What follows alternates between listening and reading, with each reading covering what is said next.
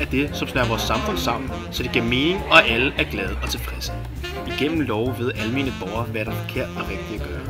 Det er Folketinget, man vedtager landets love. Lovene behandles og vedtages af folketingsmedlemmer som deres vigtigste opgave.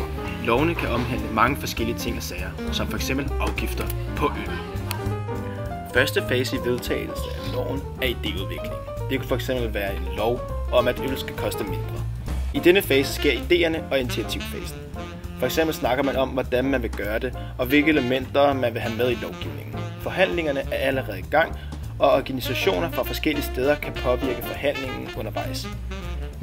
Man går på kompromis med mange forskellige partier og fagmænd for at kunne få ført loven ud i praksis. Uden kompromiser er det ikke muligt at få ført en stor lov ud i livet. I anden fase laver embedsmændene et lovforslag med elementer fra nogle af de første aftaler. De beskriver ofte rammerne for et tværfagligt samarbejde.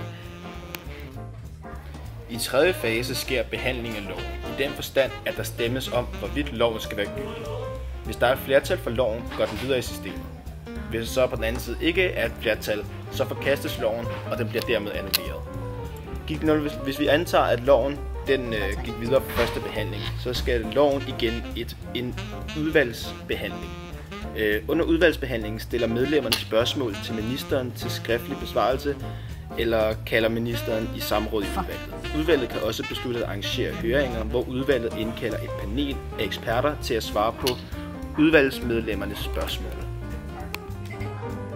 Er der stillet ændringsforslag til lovforslaget, kommer de til afstemning ved den anden behandling. Det er dog ikke alle ændringsforslag, der kommer til afstemning, men hovedreglen er, at alle oppositionsændringsforslag kommer til afstemning. Der er en mindre debat omkring lovforslaget, og nogle gange anmodes der om nye udvalgsbehandlinger før tredje fase. Hvis der igen kommer et flertal for loven, går den videre i systemet, og den forkastes altså ikke. I tredje behandling af lovforslaget i Folketingssalen, og der stemmes om eventuelle ændringsforslag, og derefter om lovforslaget i dets helhed skal gennemføres. Som ved anden behandling er det kun, hvis medlemmerne er meget uenige om lovforslaget, at ordføreren tager et politisk debat om forslaget. Hvis det ikke er ændringsforslag, stemmes der om lovforslaget med det samme. Halvdelen af folketingsmedlemmerne, det vil sige 90 medlemmer, skal være til stede og deltage i afstemningen, hvor den er gyldig.